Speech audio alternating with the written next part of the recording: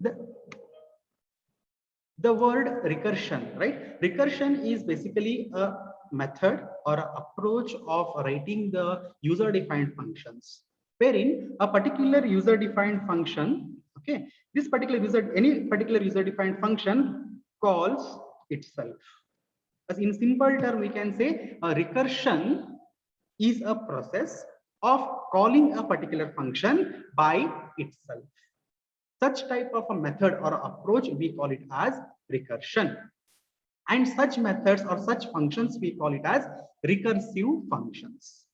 That means what? Suppose, assume that if there is a user defined function by the name fun, okay, now we know that when we have a particular function fun, it will be having its own definition, right? So like assume that this is the definition of the function fun. Okay, assume also that there is a main function. So let's say int main. Okay, since there are a user defined function, this particular fun function has to be called by the main function for the first time. Say here, from here I'm calling the fun function. That is, this is a function call statement. When this particular function call statement is invoked, okay, what it will do, it will start execution of its particular or a defined function. Okay, now the function is being called here. Now the recursion means inside the body of the user defined function, in this case fun, it will be having its own function call like this. Again, this particular fun function will be called by itself. Okay, now recursion means, or a recursive function means, a particular function, in this case the fun, right?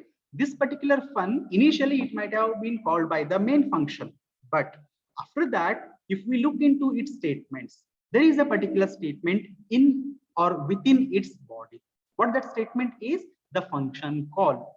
The function call to which? The function call to itself.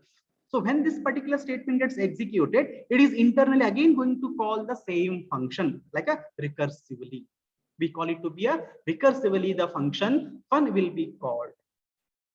Right? So such type of a method or approach, we call it as a recursion, and such functions we call them to be a recursive functions.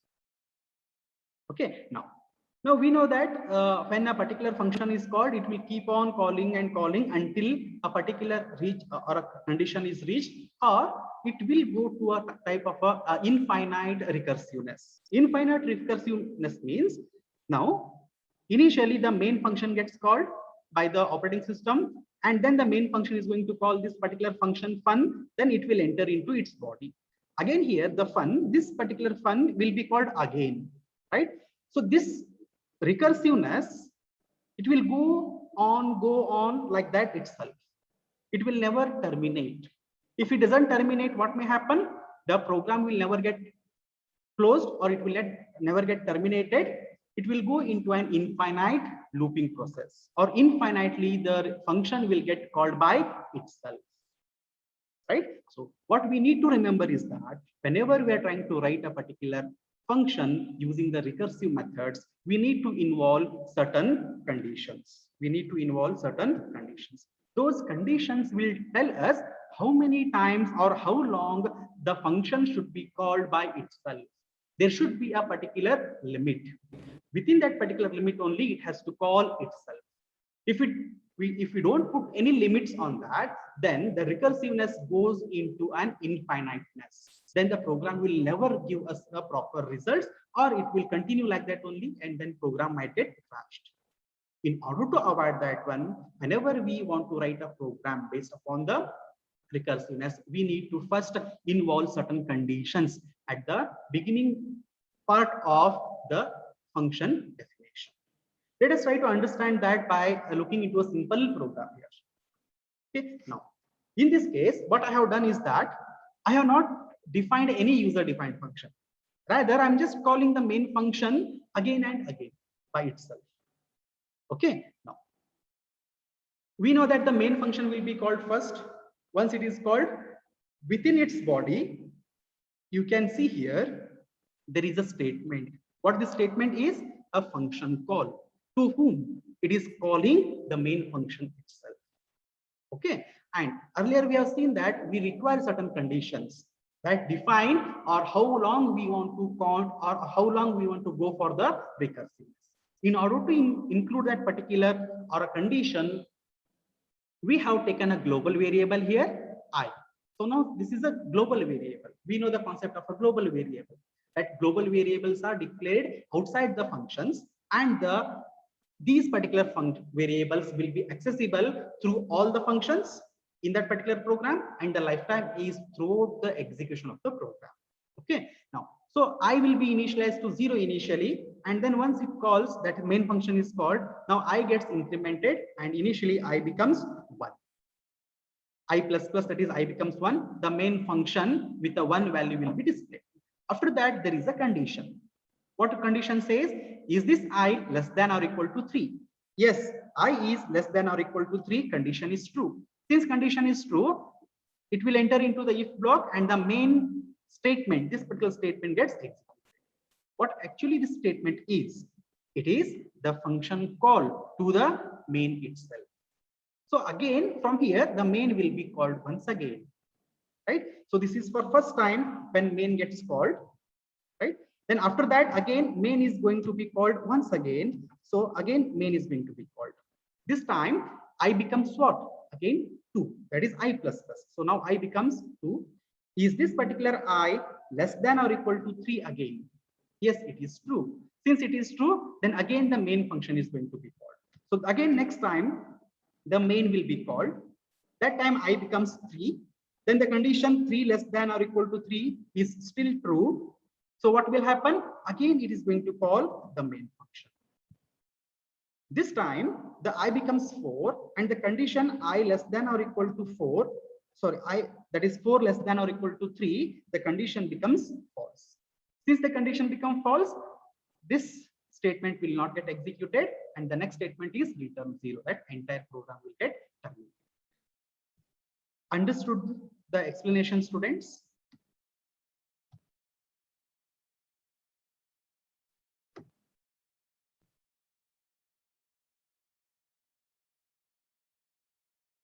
Okay, now let us quickly go through and try to execute the program. Let's look into any errors if there are.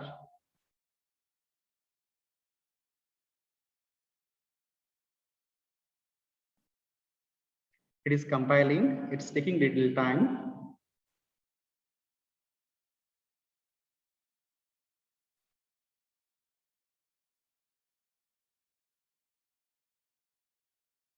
Okay, so no errors. Run the program.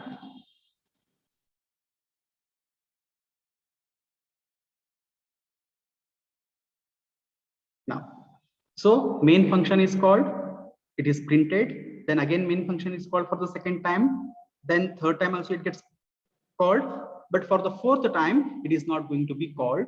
It is just displaying that particular value of I, for which the particular function, this if condition, is going to get failed. Okay, now is that understood, students? Yes, sir.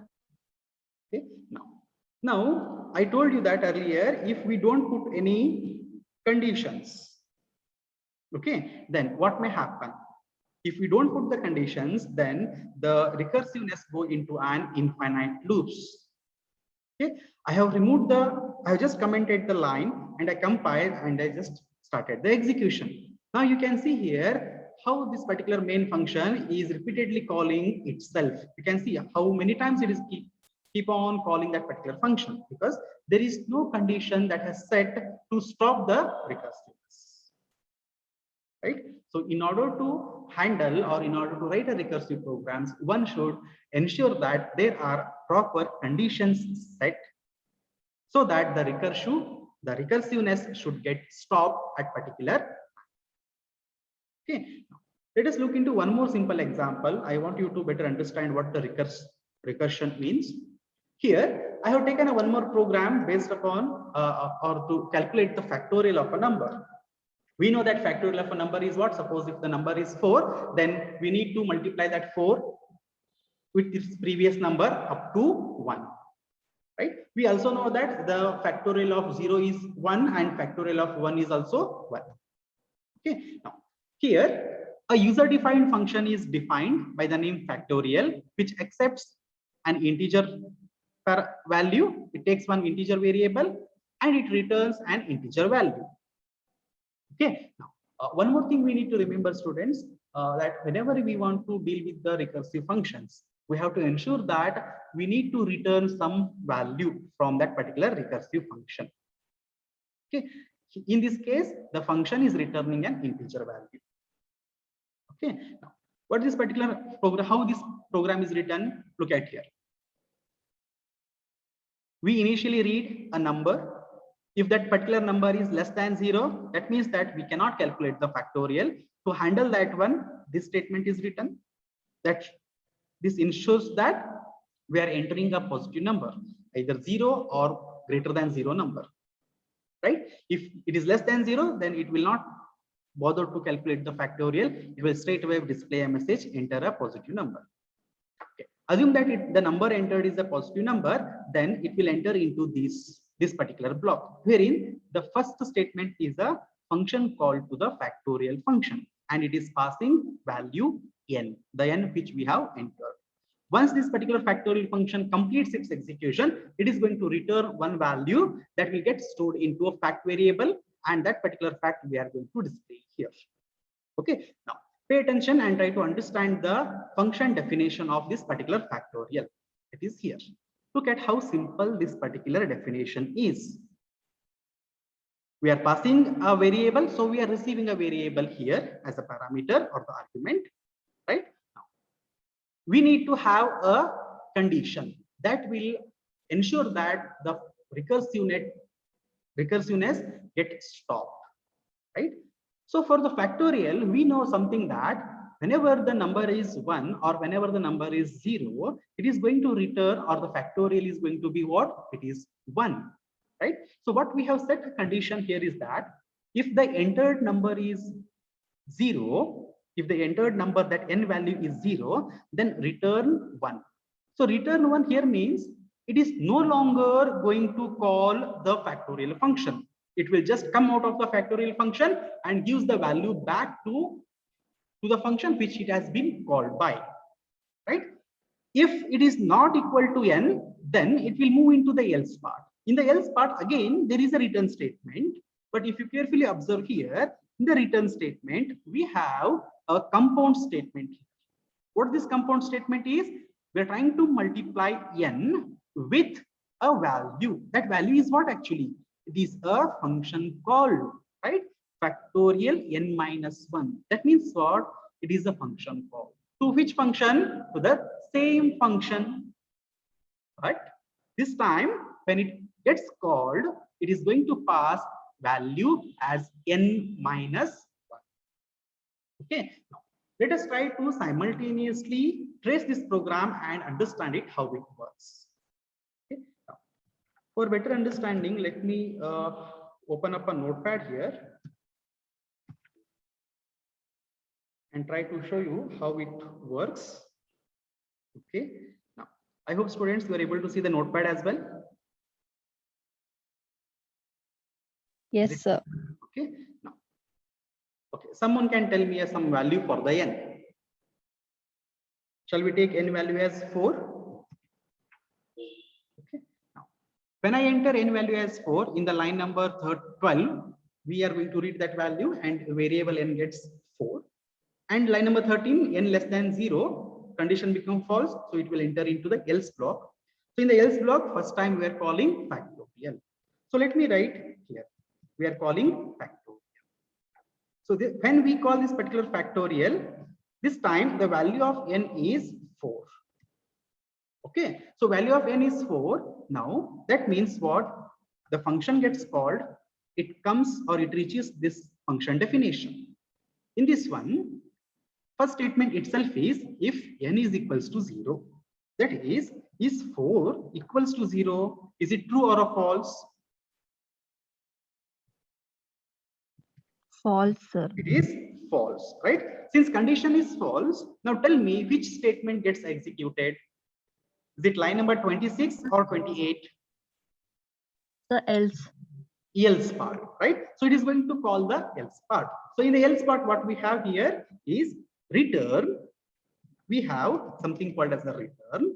What are we returning actually? We are returning n. N value is what? 4 multiplied by the factorial function call, right? Factorial function call here, actually, if you look at here, factorial n minus 1. What is the value of n as of now? 4. 4. So 4 minus 1 is 3. So now 3. look at the statement. Return 4 multiplied by factorial 3. It is a compound statement, right? So there is a function call involved here. There is a function call involved. So what it will do now, since there is a function call, and this particular function call is what? It is calling itself. It is calling its definition itself. So now what is going to happen? Second time again, the function is going to be called, right? The factorial function is going to be called again. Now, can anyone tell me when it calls for the second time, what is the value of n that it will receive here as part of line number 23? When the second time it is being called, what is the value of n it receives? So 3.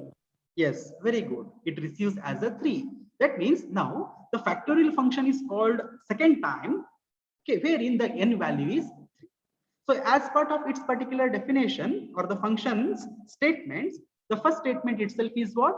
N is equals to 0 condition. Okay, so here n is 3. Is it equals to 0? Is it true or false? False. False. It is false. Since it is false, it will again fall into the else block. In the else block again, if we look into the statements, we have a return statement. What this return statement is? N into factorial of n minus 1.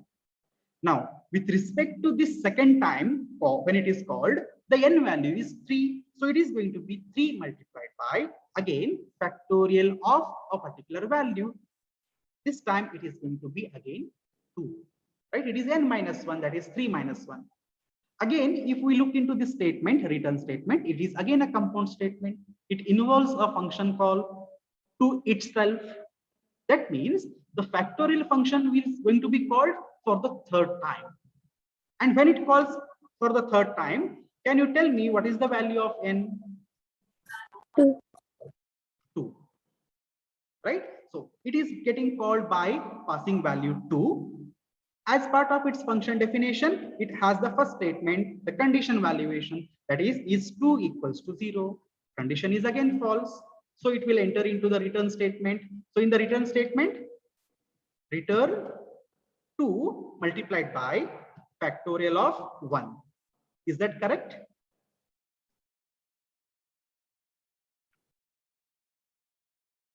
Yes. Now again, this return statement includes a function call. So once again, the factorial function is being called by itself again. So are you able to find out, understand here is that the function is repeatedly getting called by itself. That is, it is going into a recursive mode now. Okay, now let us check what will happen in this time. So next time when it is getting called, factorial is called with by passing value as 1. Okay, now the first statement here is what? 1 is equals to 0. Now again the condition is false. Since condition is false, it will end into return statement. So return 1 multiplied by factorial of 0. 1 multiplied by factorial of 0. Okay, now once again it will be called, this time the factorial is going to be called by 0 value. Is it understood, student, till here? Yes, sir. Yes, sir. Okay, now for this particular time when the function is being called by passing the value as 0, the first statement as part of its body is condition valuation, that is 0 is equals to 0. Now tell me, is this condition returns true value or a false value? True True value. value. Now the condition is true, right? So since the condition is true, it will enter into its else block, that is line number 26 will get executed. That is, it returns now what? 1.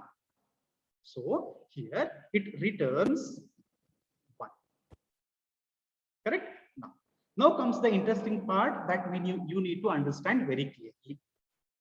This structure what I have put here, let me try to annotate it, students, for your better understanding. Give me a second.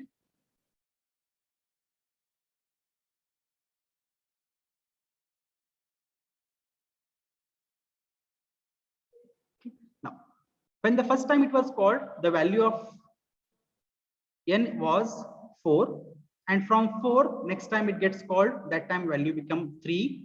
Then when from it calls 3, again in a recursive mode, the value becomes 2. Like that it kept on calling until a stage is reached when it is going to return value 1. When it is returning value 1, that means, do you think that is it calling or will it call the factorial function once again when the n value is 0? When n value becomes 0, do you think that it is going to call the function once again, or it will stop there itself? So it will stop. It will stop. That means we have logically, we're trying to write the program correctly, wherein at a particular phase, the recursiveness gets stopped, right? Now, when this recursiveness gets stopped, the statement that gets executed is return 1. Return 1 means what? Now, this is a called function.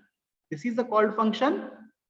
Who is calling this one? The one which is above to it, right? So this is calling this particular function.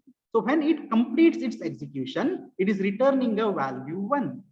So it is, since it is returning a value 1, that value will be returned back to its function call statement here. That means factorial of 0 is actually what? It is 1. So in place of factorial of 0, the 1 will get substituted.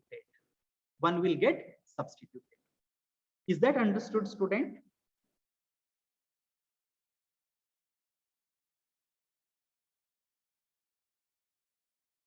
Okay, let me repeat once again.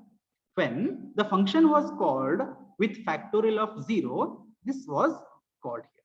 When the factorial was called with a 0 value, this particular condition turned to be a true and it returns 1. Return 1 means what? Basically, the control is going back to where it is being called. Where it was called? It was called over here, right? It was called over here. So the control from this return 1, it will now fall back to here. So factorial of 0 means it will receive 1 here. That means return 1 into 1. Okay, return 1 into 1. So 1 into 1 means what? It is 1 itself. This 1 has to be returned, right? This 1 has to be returned. Where it should get returned? To the function which was called. Who had called this particular function, that is factorial 1? Here. So this 1 into 1, that 1 will get returned back here. The 1 will get returned back here. That means the factorial of 1 is actually 1. Following, students?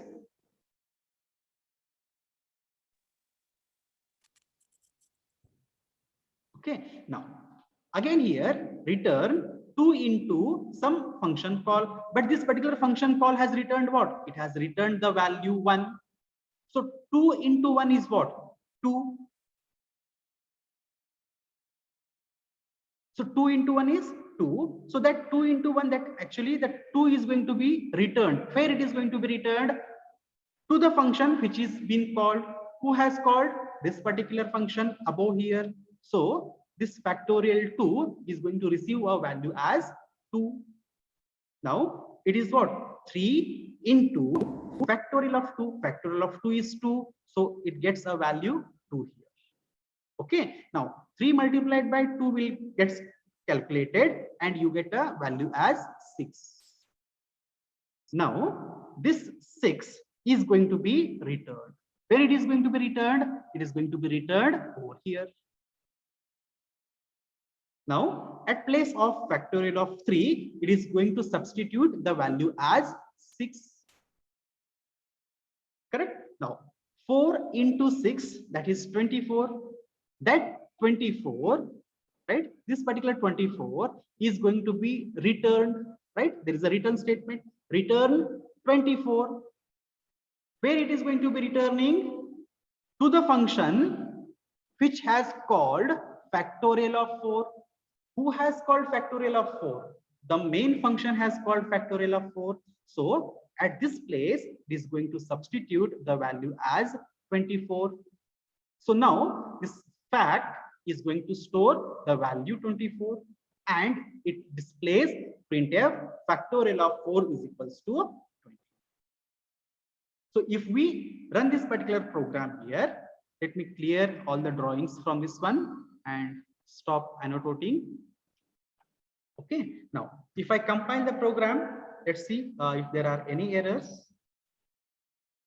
No errors. Run the program. We should expect the value to be factorial of 4 is equal to 24. Let's enter the value 4. You can see factorial of 4 is 24. So this is the recursiveness. Recursiveness means the function will keep on calling itself until a particular condition or a phase is reached where the recursiveness gets stopped. Once it gets stopped, it goes into a reverse mode. Okay, in the reverse mode, it keep on returning the values which it has generated. So once it reaches the final returned value, so we are going to get the proper results. Is this understood, students? Yes, sir. Okay. Yes, sir. If you have any doubts, what I would request is that I'm going to upload this video after the class. Just go back and try to look into the recursiveness, the tracing one. In the tracing, you need to be little careful in understanding what actually happens when a return statement is executed. We know means return means what? It will return the value to the its called function, wherever it is being called for, right? Since it is a recursive, the same function is going to be called again and again and again. So every time we need to return that particular value until we reach the last particular statement. Okay. Now, we also can see here when we enter the value as 0 or value as a 1, what it is going to return. Let it prompt for the output. Enter a value 0 this time. When we enter a 0, it returns 1. Because when we call the function with 0 value, for the first time itself, the condition, if condition becomes true, so return 1 will be taken place. So nowhere it will go into a recursiveness. It goes into recursiveness whenever the value of n is greater than 0. Otherwise, it will get terminated there itself. And obviously, if we enter a number, a negative number, it will get caught here itself. It will not move into a calling that particular function. Okay. I hope the concept related to the recursive function is understood. Okay. In tomorrow's class, we will start our discussion based upon the searching techniques. Okay. There are two different types of searching techniques. The first one is linear search and the second one is binary search. So tomorrow we will try to understand what a linear search is, and based upon that programs are there. Those programs also we will look into. The programs are really simple here because there is no concept of pointers. Okay, so henceforth the programs which we are going to look upon, we don't have any pointers concept until we reach our unit number 5. Okay, fine. Students, you can enter your attendance.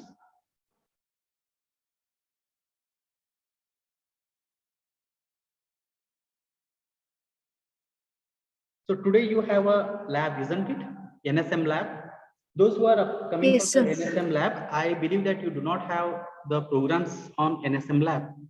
Okay, I'm not sure whether the sir has given today. If you get NSM programs in the lab today, you can execute NSM programs. Otherwise, I request you to get all your DS programs and you can practice here. In your last lab, how many journal programs you have executed? I had given 4 journal programs so far. The From 4. here, all 4 you have executed. Yes, sir. Okay. Any problems or any issues you encountered while executing the programs? Okay, fine. Today's lab, I will be there. If you are executing DS programs, I will be there in the lab, and do get the practice programs based upon the pointers. Okay, and don't get the printouts, students. If you get the printouts today, I'm not going to allow you inside the lab. Get the written programs. Printouts are not allowed. Is that clear?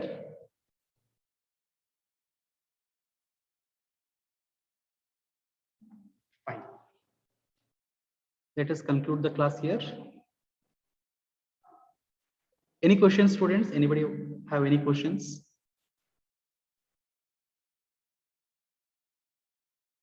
Okay, we'll wind up the class.